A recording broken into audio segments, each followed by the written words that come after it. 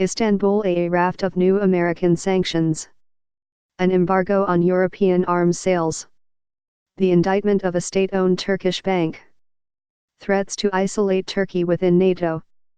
A rise in global sympathy for the Kurdish cause. And the Syrian army back in northern Syria. The problems keep escalating for President Recep Tayyip Erdogan of Turkey, whose invasion of Kurdish-held northern Syria last week unraveled already tense relations with American and European partners and radically reshuffled the battle lines and alliances of Syria's 8-year-old Syrian war. But as challenging as Mr. Erdogan's predicament appears from the outside, analysts say, it is only likely to buttress his standing at home, as the fighting fans an already heightened state of nationalist feeling. It also masks the near fulfillment of one of the presidentia's most important foreign policy goals, breaking the stranglehold of a hostile Kurdish militia on a vast stretch of the border, and the fracturing of the United States' alliance with a group that Mr. Erdogan considers an existential threat to the Turkish state. All of that has make it harder for the opposition to unite against Mr. Erdogan, or even to criticize him, and it has bolstered the presidentia's narrative that he and Turkey are the victims of an international conspiracy. Americans, Europeans, Chinese, Arabs all united against Turkey. The front page of Sözcü, a newspaper usually fiercely opposed to Mr. Erdogan, said on Wednesday. Bring it on. In the last few weeks, the Turkish national soccer team has backed Mr. Erdogan's campaign by giving military salutes at 2 international matches. Pop singers have expressed their support on social media. Even the head of Turkey's largest art fair emailed its international mailing list to condemn the black propaganda of international media coverage of the military operation. Overall, this operation has been a success, said Özgür Unluhazarsakli, an analyst who heads the Ankara office of the German Marshall Fund of the United States, a Washington-based research group. Turkey has long opposed the influence of a Syrian Kurdish militia, known by its initials as the YPG, since it is the offshoot of a guerrilla movement that has waged a decades-long insurgency against the Turkish state. Turkish officials grew alarmed when the militia took control of pockets of northern Syria in 2012, following a retreat by government forces amid the chaos of the Syrian civil war. Ankara became particularly concerned when the militia expanded its grip by partnering with the United States military to force the Islamic State group, also known as ISIS, from the border region. Turkish army and Syrian opposition Syrian army deployed U.S. military bases and outposts Russian bases. Turkey. Kamishli. Turkish army and Syrian opposition. Kobani. M4. RASLN. Iraq. Tel Tamer. Tel Abyad. Hasaka. Manbij. Suluk. M4.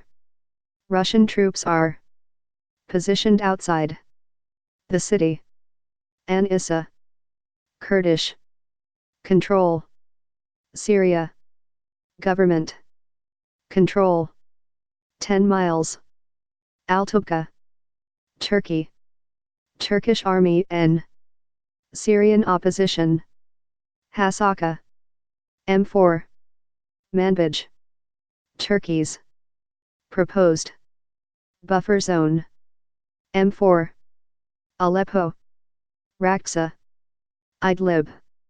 Other opposition. Latakia. Kurdish control. Deir al-Zur. Hama. Government control. Mediterranean Sea. Homs. Palmyra. Abu Kamal. Lebanon. Syria. Damascus. Iraq. 50 miles. Sweda. Daraa. Jordan. Turkey. Kamishli. Turkish army and Syrian opposition. Kobani. M4. RASLN. Tel Abyad. Iraq. Tel Tamer. Hasaka. Manbij. Suluk. M4.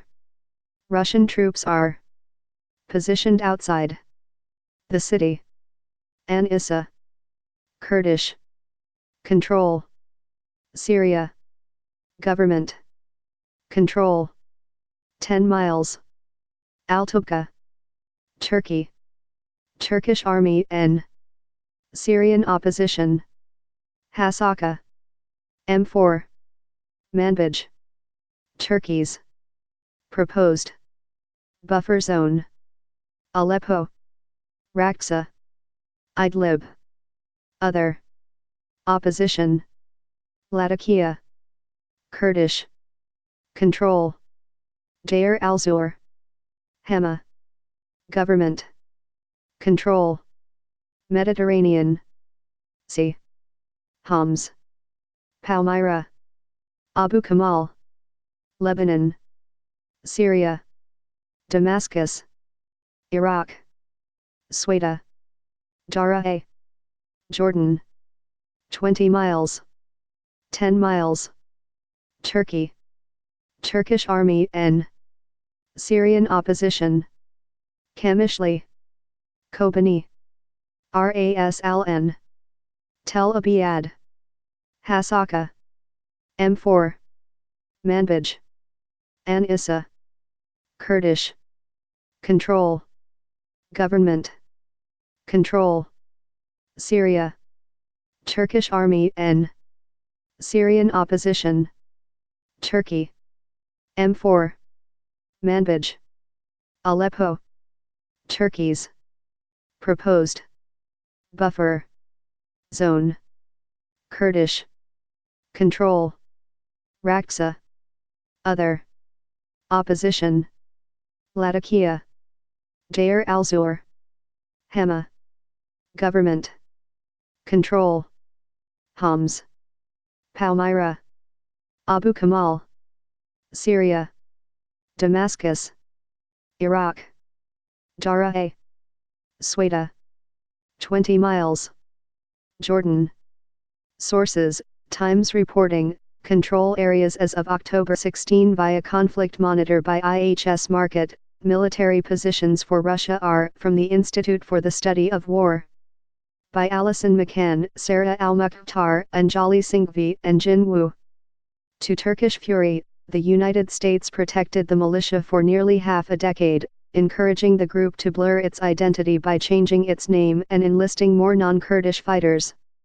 But this delicate peace was shattered last week when President Trump ordered American troops to withdraw from the Turkish-Syrian border.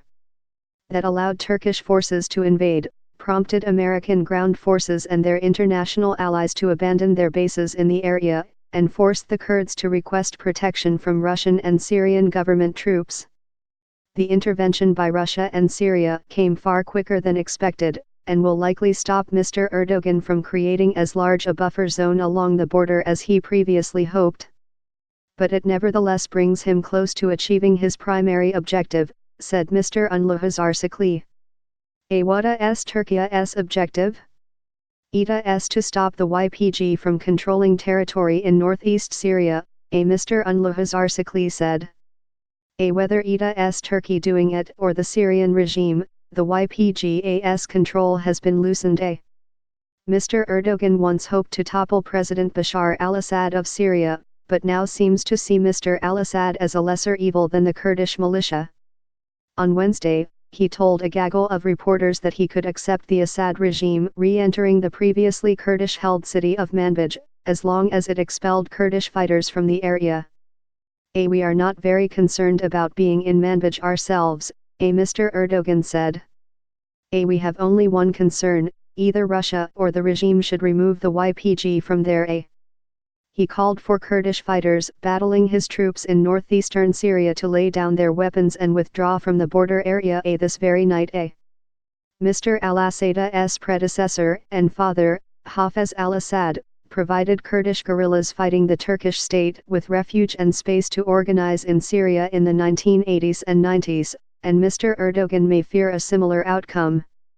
But the younger al-Assad has repeatedly promised to re-establish control over every inch of Syria, and few believe he will allow the Syrian Kurds to maintain their current level of autonomy. Mr. Erdogan's authoritarian domestic policies have long been a target of international criticism and unease, but the assault on Kurdish-held Syria has prompted an unusually high level of censure, even by Mr. Erdogan's standards. This week, Mr. Trump raised trade tariffs on Turkish steel, called off negotiations for a new Turkish trade deal worth $100 billion and placed financial sanctions on 3 Turkish ministers. I am fully prepared to swiftly destroy Turkey's economy if Turkish leaders continue down this dangerous and destructive path, he said in a statement on Monday.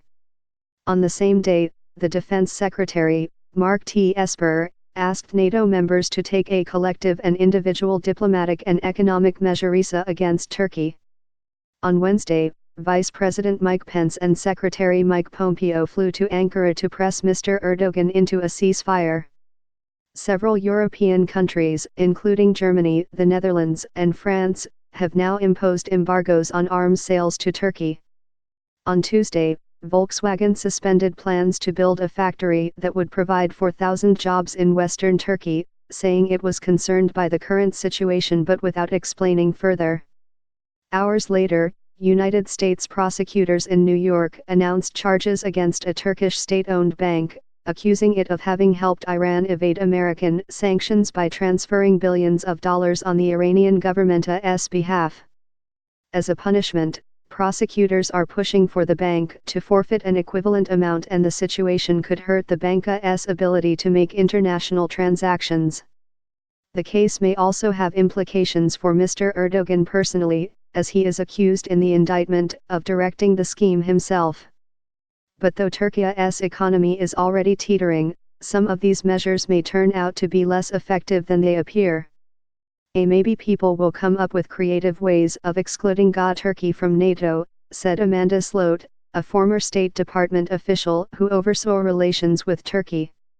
But there is no provision about the removal of a NATO member in the NATO founding documents. The United States has ruled out a Turkish arms embargo, while the European arms embargoes are merely symbolic, said Mark Pierini, a former European Union ambassador to Turkey. They are not going to dent in any shape or form the Turkish military, Mr. Pierini added. The European measures apply only to future sales, blunting their effect on the current operation. And though Germany supplies some of Turkey's tanks, the Turkish military was already more reliant on its US-made tanks, because of pre-existing problems with the German models. What's more, the 3 sanctioned Turkish ministers have no known American assets. The $100 billion trade deal was never taken seriously in the first place. The new tariffs will likely not have much more effect, since Turkish exports to the US are already low because of levies enforced last year. Even if Congress imposes harsher measures of its own, the Trump administration could slow walk putting them in place. And though the economic crisis poses long-term challenges to Mr. Erdogan's electoral prospects, in the past he has used external economic threats to boost his short-term popularity, portraying himself as Turkey's only viable bulwark against a sea of foreign troubles. The war, then, has made it harder for opposition leaders to criticize Mr. Erdogan without being accused of a lack of patriotism. Even Ekrem İmamoğlu, an opposition politician who defeated Mr. Erdogan's candidate in recent mayoral elections in Istanbul, and who is perceived as a future rival for the presidency, has been careful to show his strong support for the invasion. In a series of Twitter posts, he described the Kurdish militiamen as a treacherous terror group and said he was praying for the operation's success. Such statements add another obstacle to attempts by Turkey's opposition parties to defeat Mr. Erdogan's party. To win the mayoralty, Mr. İmamoğlu required the informal support of a pro-Kurdish party, which typically receives around 10% of the national vote and whose supporters helped pull him over the line. But the party's perceived links to the Kurdish militant movement may now make it an electoral liability. In the medium term, said Mr. Unluhazarsikli, President Erdogan has made it harder for the cohesion of the opposition alliance. Reporting was contributed by Jack Ewing from Frankfurt, Martina Steves Gridneff from Brussels, Ben Hubbard from Dohuk, Iraq, and Carlotta Gall from Nasibin, Turkey.